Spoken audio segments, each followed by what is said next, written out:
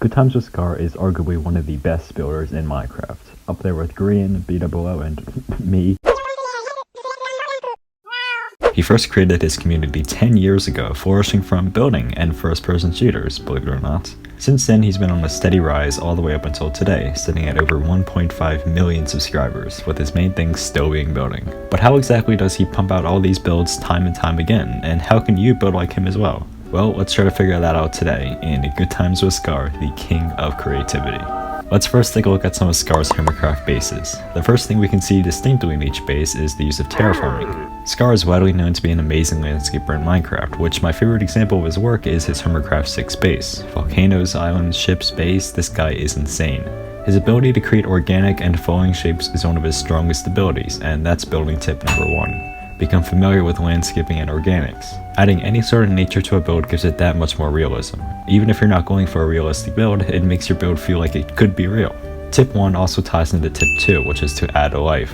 And Scar actually talked about this before, but basically it means creating some sort of moving or living element to the build that will set it apart from static builds. A great example of this is Scar X, which is full of moving elements like the conveyor belts, the little robots all around, or even the drill itself. A more recent example, Scar's honey farm, is you've got to add the human element which brings the personality of a build out. You need to add all the little elements that make something feel alive as if somebody lives there, and that's where the bees come in. So this of course is a wagon with a bee shop and a bee farm and all that stuff. So then you start thinking, okay, we're gonna put a giant beehive, a canister full of honey on the back, and so on. And that's how I go about working on designing my builds, is I try to put my feet in the shoes of the person who would live here or work the shop or something along those lines, and that adds the soul to a build. His attention to detail is another thing that makes him stand out. In his builds, there's never really one area that's left undetailed, and especially not the interior.